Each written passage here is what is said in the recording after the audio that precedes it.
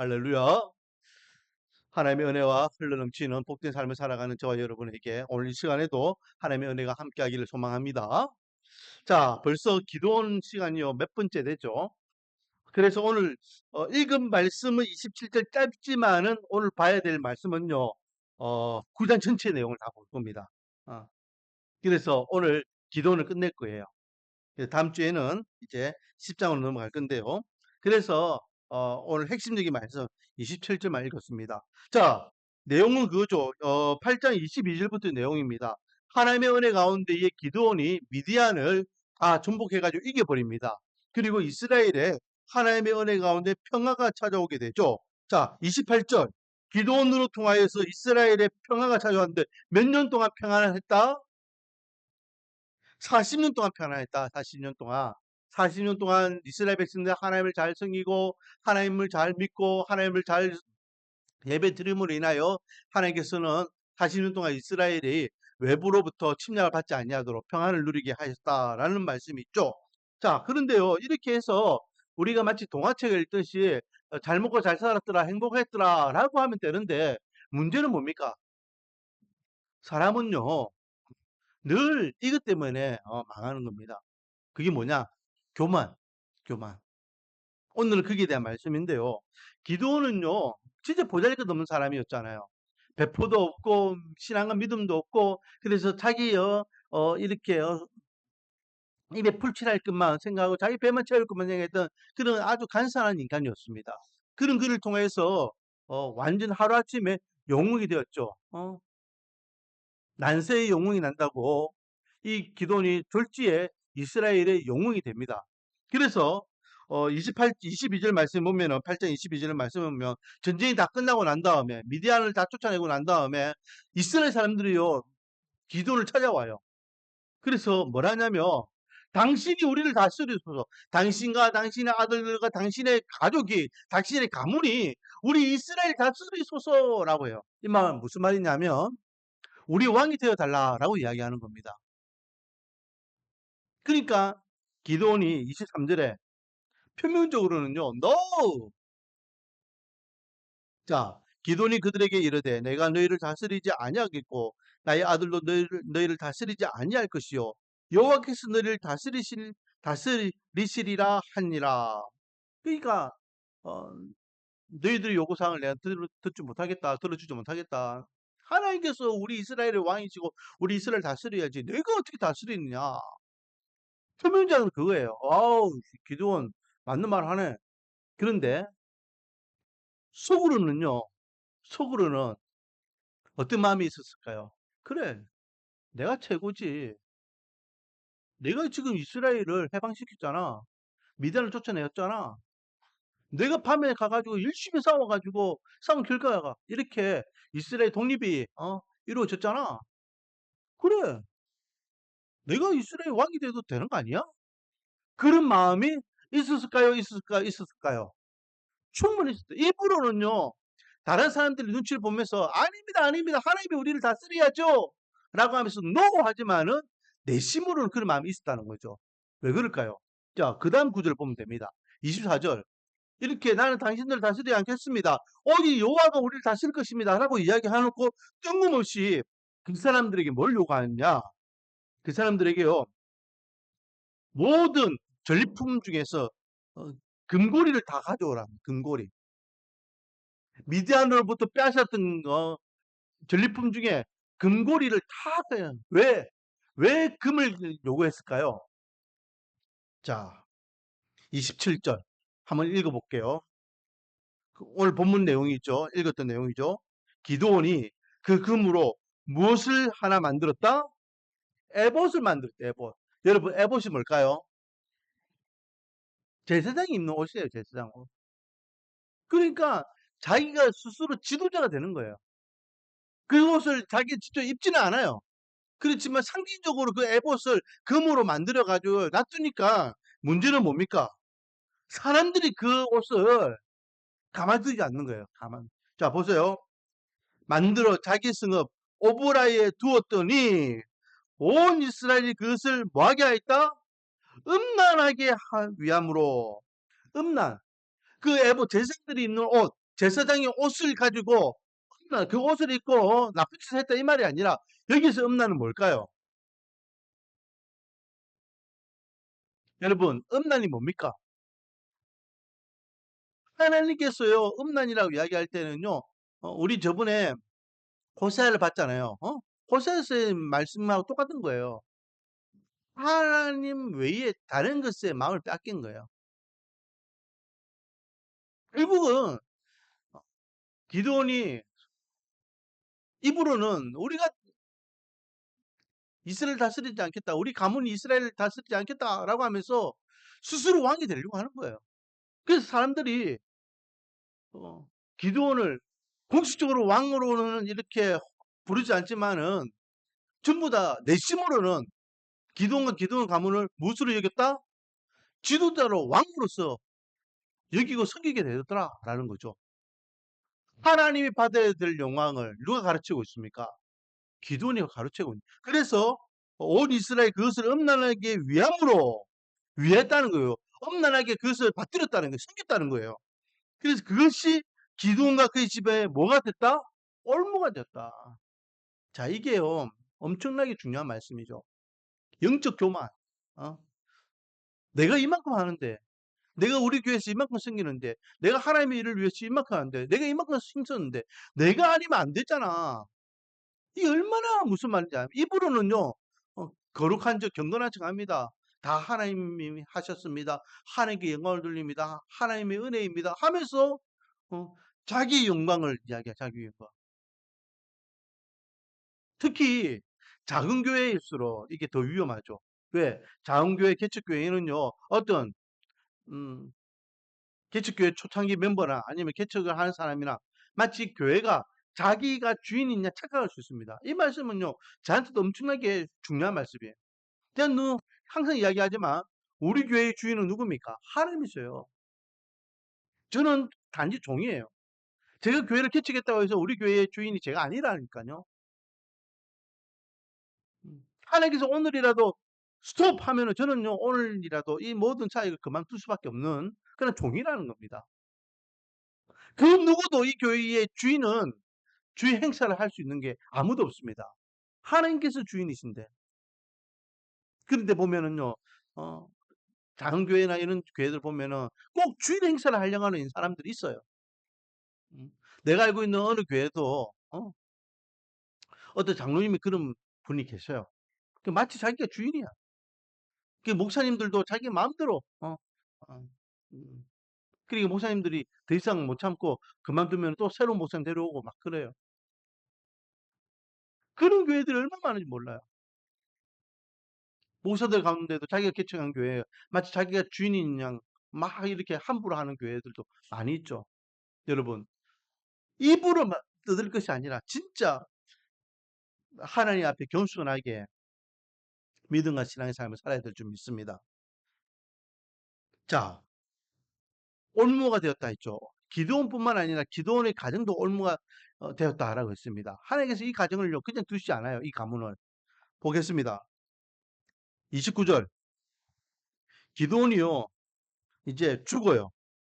기도원이 33절 보면은 죽어서 이제 새로운 세대가 되는데 기드온에게는 30절에 보니까 많은 아내가 있었고 그리고 그 아내들을 통해서 많은 자녀들을 두었다라고 했죠.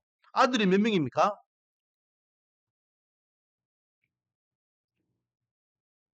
30절에 아들이 몇 명? 제가 오전에도 말씀드렸죠. 우리가 말씀드릴 때 뭐가 필요하다? 들을 귀가 필요하다. 이렇게 앉아있으면 뭐합니까? 말씀이 안 들려주면은 아무 의미가 없다니까요, 여러분. 하은미님, 집중하시고, 몇 명, 아들이 몇 명? 70명이에요, 70명. 그러니까, 기도는 원래 이 집안이요, 부자 집안이었잖아요. 제사장 집안이었어요. 바알을 섬기는 제사장 집안이었어요. 그러니까, 뭐, 그 전에도 아내가 많고 자신이 많았는지, 아니, 그 이후에 이제 자기 왕노를 하면서 막 여러 여자들을 정략 결혼해가지고 두면서 자녀들 많이 낳았는지 모르겠지만, 아무튼 자기가 얼만큼 권세자인지를 이 처자식을 통하여 보여주는 겁니다. 그런데 이런 모습들이 보세요. 정말로 이스라엘 백성들이요, 어, 기드온의 가정들을 종용해가지고 우리 가문, 우리를 다스리소서, 왕이 되소서라고 했으면 기드온이 죽고 난 다음에도 이 가정을 존대해야 되잖아요. 그런데 이 기드온이 얼만큼 했는지는 모르겠지만은 22절에서는 분명히 이스라엘 백성들이 순수한 마음으로 기드온을 왕으로 세우려고 막 했는데 기드온이 죽고 난 다음에 어떻게 됩니까? 그들을 함부로 합니다. 자, 35절. 또 여룻바알이라는 기드온이 하나님 이스라엘에 베푼 모든 은혜를 따라 그의 집을 후대하지도 아니하였더라. 이스라엘 백성들이요, 기드온과 기드온의 가정을 후대하지 않았더라. 뭐 그 앞에 34절에는 하나님을 거역했더라. 뭐 기도원이 끝나고 나니까 다시 하나님 악을 행하였더라라는 말씀도 있지만은 기도원 가정을 존대해야 되는데 그렇게 하지 않았더라라는 것입니다. 자, 그래서 이제 문제가 발생해요. 31절에 보니까 여러 아내는 공식적인 처들을 이야기합니다. 그래서 거기에 70명의 아들이 있었는데 첩이 아닌 첩이 한 명 있었어요. 그 첩 가운데에 아들이 있었는데 그 아들 이름이 아비멜렉입니다. 아비멜렉. 이 첩은요, 나중에 이 아이와 이 철을 향하여서 사람들이 조롱하고 비난할 때에 뭐라 하냐면은 그 가문의 사람들이요, 이 첩을 향해서 요종이라고까지 표현해요. 그러니까 그냥 인정받지 못하는 여자가 난 아들이라고 생각하면 돼요. 말이 좋아서 첩이지. 근데 이 아비멜렉이 문제입니다. 이 아비멜렉이요, 세겜 사람들인데 어, 이제 구장으로 들어가면은 자기 어머니 형제들, 그 세겜 사람들한테 가가지고 이야기합니다. 여러분, 70명이 여러분을 다스리는 게 낫겠습니까? 한 사람이 여러분을 다스리는 게 낫겠습니까? 그리고 여러분들은 우리 어머니 형제들 아닙니까? 그래도 제가 이스라엘 다스리는 것이 낫지 않겠습니까? 라고 이야기하니까 세겜 사람들이, 그래, 니 우리 형제잖아. 어, 네 뜻을 우리가 쫓아서 줄게. 그래서 아비멜렉이 세겜 사람들의 힘을 받아가지고 그 지역에서 갑자기 뭐가 됩니까? 왕이 되어버려요, 왕. 자, 6절입니다. 세겜의 모든 사람과 밀로 모든 족속이 모여서 세겜에 있는 상수리 나무 기둥 곁에서 아벤멜렉을 왕으로 삼으니라. 여러분, 공식적으로요, 이스라엘의 초대 왕은 사울 왕이 아니에요. 사울 왕은 하나님께서 세우신 공식적인 왕인데 어, 비공식적으로 왕이 이 아비멜렉이에요. 자기 스스로 왕이 돼요. 왕이 돼가지고 뭐 며칠 동안 왕이 된 거 아니에요. 22절에 보니까 아비멜렉이 몇 년 동안 왕이 되었더라? 3년 동안 왕이 됐어요. 적어도 3년. 그러니까 나름대로는요, 왕으로서 왕의 행색을 했더라 안 했더라? 했어요. 했어요. 근데 이제 문제는 뭐냐면 이 아비멜렉이 왕이 되고 난 다음에 자기가 왕이 되고 자기 아버지의 그 형제들이 눈에 가시잖아요. 음, 저 인간들이 우리 어머니와 나를 개무시했지. 그래가지고 어, 그 사람들을 하루아침에 다 죽여버립니다. 자, 5절. 오브라에 있는 그의 아버지의 집으로 갔어. 요바알의 아들 자기 형제 70명을 한 바위 위에서 죽였으되 다만 요르바알의 막내 아들 요담은 스스로 숨었으므로 남았더라. 그래서 요담이라는 아들 외에는 나머지 69명 다 죽여버려요. 그리고 스스로 이스라엘의 왕이 되어버립니다. 완전히 한 가문에 70명이면요, 이 자식들이 나중에 또 이렇게 가정을 일구고 했으면 이 가문이 엄청난 힘 있는 가문으로 성장하지 않았겠습니까?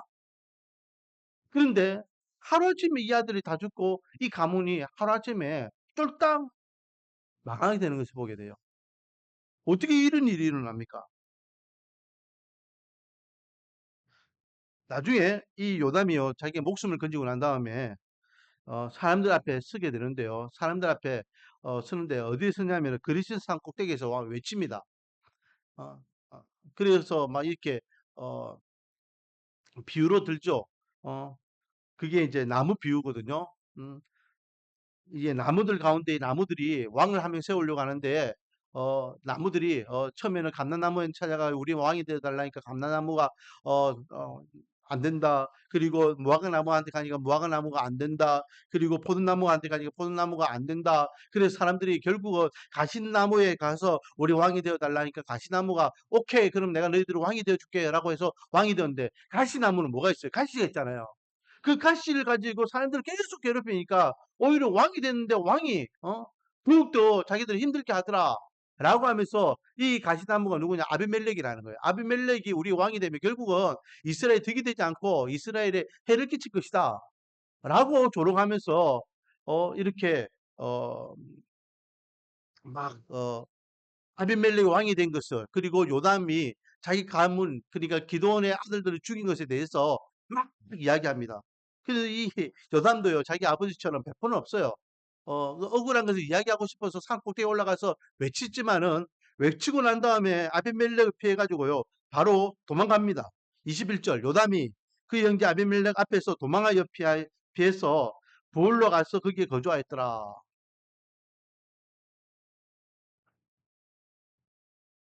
자, 이래 되면은 또 우리 생각할 수 있죠. 아비멜렉이 이제는 자기를 괴롭히고 또 자기 앞에 방해될 사람이 아무도 없잖아요. 왕으로서 그렇게 하면 되는데 3년이 지나고 어떤 일이 일어나느냐? 23절 말씀해 보니까 하나님이 아비멜렉과 세겜 사람들, 자기를 왕으로 세워주는데 힘을 보탰던 그 세겜 사람들, 어머니의 그 고향에 있는 사람들, 어머니의 형제들의 사람들이요. 아비멜렉을 배반해 버립니다. 아비멜렉, 우리 왕으로서 뭐 잘할 줄 알았더만, 야, 저거 너무 사악한데? 그래서 아비멜렉을 배반하고, 그리고 이제, 어, 거기에 대한 이유가 24절에 나와 있죠. 이는 여루발의 아들 70명에게 저지른 포악한 일을 갚되 그들을 죽여 피 흘린 죄를 그들의 형제 아비멜렉과 아비멜렉의 손을 도와 그의 형제들을 죽이게 한 세겜 사람들에게로 돌아가게 하심이라라고 하면서 이 아비멜렉이 세겜 사람들로부터 배반당하게 한 것이 어, 하나님의 뜻이었고 하나님께서는 이제 아비멜렉의 악한 행동에 대해서 이렇게 갚을 것이다라고 말씀하셔요. 그래서 세겜 사람들을 배반하게 되고 또 26절에 보니까요. 또 한 인물이 나옵니다. 에베스 아들 가일이라는 사람이 나오는데 이 가일이 갑자기 나와가지고 야 아비멜렉이 누구야? 족보도 없는 인간이 우리 지도자야 우리 왕이야? 어? 하면서 막 떠들기 시작해요. 그래서 아비멜렉이 가일을 죽이려고 막 하다가 결국은 이제 오스간실 하다가 어 나중에 데베라는 곳까지 또 가게 되거든요. 그 데베에 갔을 때에 참 어, 가일도 죽이고 데베 사람도 막 이렇게 하면서 야 내가 아비멜렉이야 누가 나한테요 갑자기 감히 난 덤비 든단 말이야 막 이렇게 하는데 예? 53절 말씀 한 여인이 위에서요 맷돌을 집어 던져가지고 이 아비멜렉이 그 맷돌을 맞아가지고 중상을 입어요. 그 자기가 보니까 야 이거는 살 수 있는 확률이 없는 거예요. 그리고 옆에 있는 신하에게 이야기합니다. 야 빨리 네 갖고 있는 그 무기를 가지고 날 죽여도 해요. 왜? 아비멜렉이 여자 같더니 돌에 빠져 죽었다 하면 창피하잖아. 그러니까 네가 빨리 날 죽여도라고 해요. 그래서 그 옆에 있던 그 신하가요. 이 아비멜렉을 죽임으로 그냥 허무하게 죽음을 맞이하게 됩니다. 자, 56절, 57절. 아비멜렉 그의 형제 70명을 죽여 자기 아버지에게 행한 악행을 하나님이 이같이 갚으셨고 또 세겜 사람들의 모든 악행을 하나님이 그들의 머리에 갚으셨으니 아벤멜렉의 아들 요담의 저주가 그들에게 응하니라 라고 하면서 결국은 기돈 가문의 모든 것들이 끝나게 되는 것을 보게 되죠. 얼마나 허무하게 이 가정이 끝납니까?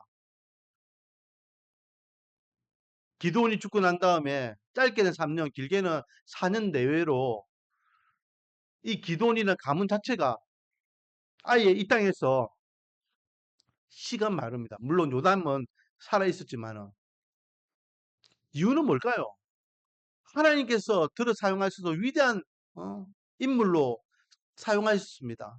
그러면 겸손하게 하나님을 잘 섬기고 지도자로서 이스라엘 잘 섬기고 하면 되는데 영적 교만이 이렇게 하나님 앞에 엄청난 진노의 대상이 되더라는 거죠.